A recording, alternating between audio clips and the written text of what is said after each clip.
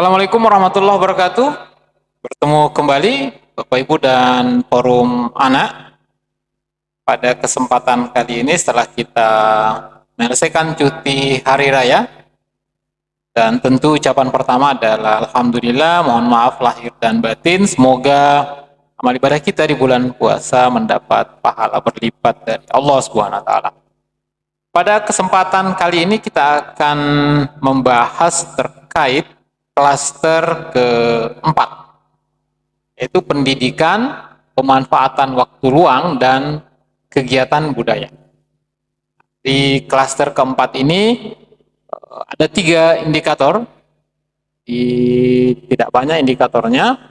Indikator yang pertama atau indikator ke-18, kalau Bapak Ibu lihat di aplikasi Kaela, itu adalah wajib belajar 12 tahun. Nanti kita akan bahas apa-apa saja yang harus disiapkan atau yang harus dipenuhi terkait dengan wajib belajar 12 tahun ini. Kemudian indikator berikutnya, indikator kedua atau indikator ke-19 pada aplikasi, yaitu terkait sekolah satuan pendidikan yang ramah anak atau SRA. Yang ketiga atau indikator yang ke-20, yaitu ketersediaan fasilitas untuk kegiatan budaya, kreativitas, dan rekreatif yang ramah. Sekarang kita masuk di indikator pertama atau indikator ke-18 pada aplikasi. Jadi ada 4 pertanyaan. Yang pertama adalah, apakah pemerintah daerah telah membentuk tim dan memiliki SOP? Nah, lagi-lagi ada pertanyaan, memiliki SOP untuk melakukan pencegahan dan penanganan anak yang tidak sekolah atau putus sekolah. Jadi pada pertanyaan ini tidak hanya sekedar SK tim saja, tapi juga SOP. Karena SOP itu akan menunjukkan bahwa tim ini betul-betul berjalan. Jadi tidak hanya sekedar menunjukkan SK atau hanya sekedar membuat SK, tapi apakah ada SOP dari tim ini. Kemudian pertanyaan yang kedua, untuk wilayah 3T, apakah terdapat layanan pendidikan di wilayah 3T? Nah, ini tentu kita termasuk nih di Provinsi Kepulauan Riau. Nah, sementara bagian wilayah yang bukan 3T adalah apakah ada layanan pendidikan pada lembaga pengasuhan alternatif. Pengasuhan alternatif itu kemarin kita sudah bahas di pengasuhan alternatif, pengasuhan sementara. Kemudian apakah ada pertanyaan yang ketiga, apakah ada kemitraan antar perangkat daerah untuk mencegah dan menangani anak tidak sekolah, sekaligus mendukung upaya program wajib belajar 12 tahun. Jadi kemitraan ini tidak hanya sekedar membuat MOU, lagi-lagi saya ingin ingatkan, tidak hanya sekedar melampirkan MOU, tapi kita akan lihat apakah MOU itu, apakah kemitraan itu betul-betul bergerak, berjalan. Dia punya kegiatan atau dia punya program untuk melakukan pencegahan atau penanganan anak yang tidak sekolah. Jadi nanti kita akan lihat nih terkait dengan kemitraan. Pertanyaan yang keempat pada indikator ke-18, apakah ada inovasi untuk mencegah dan menangani anak tidak sekolah untuk mendukung wajib belajar? Upaya-upaya atau inovasi-inovasi yang dilakukan oleh kabupaten kota atau yang dilakukan oleh daerah untuk menangani anak-anak yang tidak sekolah atau anak-anak yang putus sekolah. Misalnya yang umum terjadi atau yang umum dilakukan adalah pemberian bantuan transportasi atau pemberian alat-alat transportasi. Kalau misalnya di daerah-daerah daratan, tentu ada penyediaan fasilitas transportasi, misalnya bus gratis. Nah, bagaimana dengan di Kepulauan Riau? Apakah juga ada inovasi-inovasi terkait upaya-upaya agar supaya anak tidak putus sekolah? Misalnya penyediaan alat transportasi laut, atau misalnya penyediaan biaya bantuan transportasi laut. Ini wajib belajar 12 tahun. Memang pada praktiknya seringkali 12 tahun ini tidak terjawab dengan maksimal karena adanya 2 kewenangan di pendidikan dasar SD dan SMP itu kewenangannya kabupaten kota, sementara pendidikan menengah di SMA itu kewenangan provinsi. Namun ini tidak bisa kita jadikan alasan bahwa kita tidak akan mengisi, karena kedua-dua tanggung jawab ini harus dipenuhi oleh pemerintah daerah. Maka ketika ada pertanyaan terkait misalnya tim, jadi tidak hanya tim yang mengurus atau menangani anak-anak putus sekolah dan anak-anak tidak sekolah pada tingkat SD dan SMP saja, tapi juga tim pada tingkat SMA. Apa yang dilakukan oleh provinsi terkait anak-anak SMA yang putus sekolah atau yang tidak sekolah. Begitu juga jika ada inovasi. Jadi ini akan bicara pada dua jenjang ini, jenjang SD SMP dan jenjang SMA.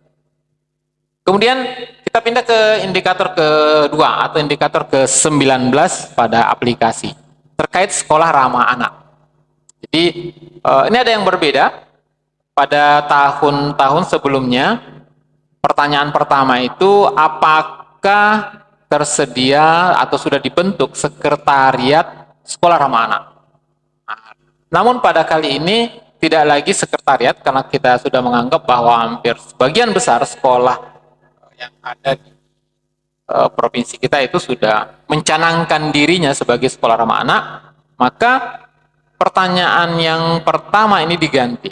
Apakah kabupaten kota daerah itu membentuk atau mempunyai fasilitator daerah, fasilitator sendiri terkait upaya-upaya meluaskan sekolah ramah anak ini.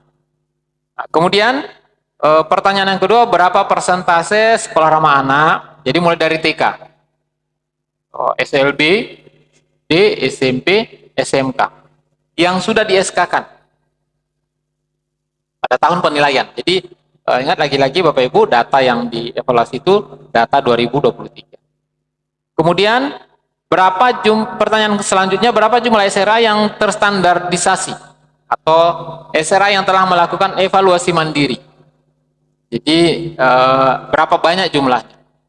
Jika lagi-lagi misalnya belum terstandarisasi tapi sudah mengikuti evaluasi mandiri, maka itu juga bisa dijadikan alat bukti atau data dukung.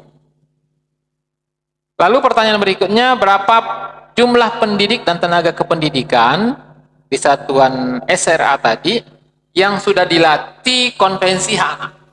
Ini lagi-lagi pertanyaannya, apakah sudah terlatih konvensi hak anak dan juga terkait kebijakan-kebijakan tentang satuan pendidikan yang ramah anak.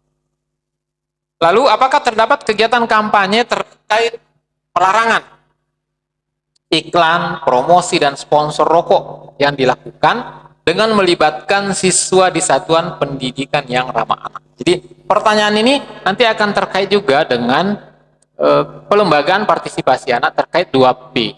Apakah mereka punya kegiatan ini? Jadi Bapak Ibu, jika seandainya Bapak Ibu katakan ini ada kegiatannya, nanti kita akan bisa sandingkan dengan pertanyaan di pelembagaan partisipasi anak. Apakah memang betul-betul mereka punya kegiatan terkait ini? Lalu, apakah ada kemitraan antara perangkat daerah atau masyarakat dalam pengembangan sekolah ramah anak? Dan kemitraan ini Bapak Ibu agar diisi dalam metrik yang sudah dilampirkan pada aplikasi KLA. Saya berharap, lagi-lagi saya ingin mengingatkan Bapak Ibu, aplikasi atau metrik yang ada di aplikasi itu agar di-download dan diisi apa pertanyaan-pertanyaan yang ada dalam metrik. Lalu pertanyaan berikutnya, apakah terdapat SOP atau mekanisme pengaduan penanganan kekerasan di satuan pendidikan ramah anak yang melibatkan jejaring? Pertanyaan ini juga terkait dengan pelaksanaan Permendikbud 46 tahun 2023 tentang tim pencegahan dan penanganan kekerasan pada satuan pendidikan. Seringkali kabupaten kota mengosongkan ini atau hanya menyatakan bahwa di sekolah ramah anak sudah ada tim yang melakukan ini. Tapi pertanyaannya, apakah mereka punya SOP? Jadi tidak hanya sekedar SK tim itu, tapi SOP-nya seperti apa? Dan nanti kita akan tanya juga, Setelah mereka punya tim, mereka punya SOP, apa yang mereka lakukan? Apakah ada data-data terkait penanganan anak-anak yang ada di sekolah mereka? Lalu apakah ada peran dari perangkat daerah atau lembaga pemerhati anak yang terlibat dalam melakukan pendampingan dan monitoring terkait SRI? Dan pertanyaan terakhir tentu lagi-lagi inovasi. Jadi, apakah ada program inovasi pengembangan sekolah ramah? Jadi pada evaluasi ini lagi-lagi pertanyaan yang sama dengan bersetiap. Lalu kita berpindah ke indikator yang ketiga atau indikator ke-20. Ketersediaan fasilitas untuk kegiatan budaya, kreativitas, dan rekreatif yang ramah anak. Ini masih sedikit memang yang sulit sekali kabupaten kota mau menjawab. Berapa jumlah pusat kreativitas anak yang sudah mempunyai surat? Tentu SK itu terkait atau berasal dari dinas-dinas yang menaunginya. Misalnya pusat kreativitas anak yang dikelola atau di bawah naungan di distrik, maka SK-nya dari distrik. Jika masyarakat tentu dalam bentuk yayasan atau lembaga. Nah, begitu juga misalnya pusat kreativitas anak itu di bawah dinas pariwisata, SK-nya maka dari dinas pariwisata. Kemudian berapa jumlah rumah ibadah ramah anak yang sudah mempunyai SK dari kepala daerah atau dinas terkait? Nah, ada beberapa memang, meskipun pertanyaannya ada beberapa kabupaten kota yang memberikan SK itu dari kepala daerah, ada juga dari kepala Kemenak, ada juga dari Dewan Masjid Indonesia. Jadi kalau khususnya masjid ramah anak, itu juga dengan rumah ibadah yang lain, misalnya dari Pusat Gereja Indonesia, dari PGI, di bawah naungan masing-masing.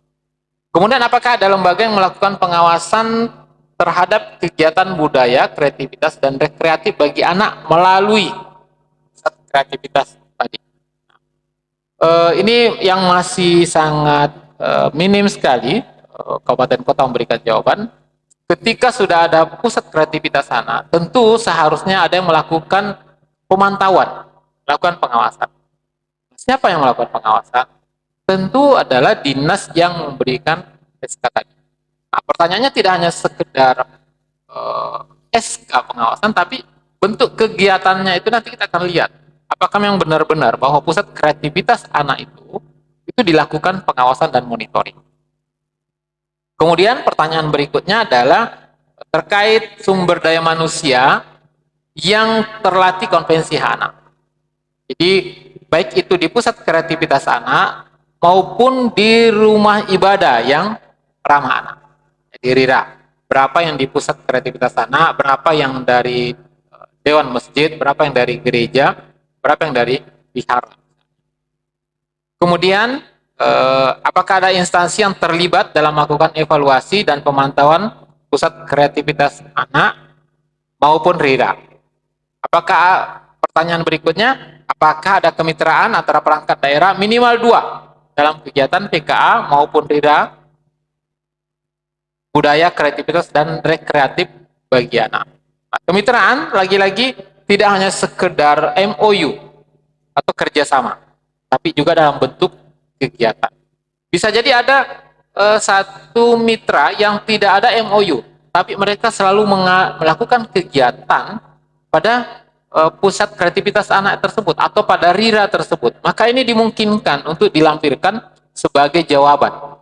Jadi lampirkan bentuk kegiatannya seperti apa, undangannya, pesertanya, apa jenis kegiatan.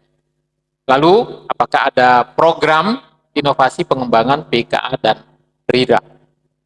Pengembangan inovasi, jadi program inovasi ini tidak hanya sekedar program, tapi bisa jadi pengadaan alat-alat misalnya. Jadi pengadaan alat-alat itu juga termasuk inovasi yang bisa dijadikan sebagai data pendukung pada aplikasi KLA. Bapak Ibu dan forum anak yang berbahagia, itu tadi klaster ke-5 ke-4 terkait pendidikan, lalu pemanfaatan waktu luang dan kegiatan budaya. Assalamualaikum warahmatullahi wabarakatuh.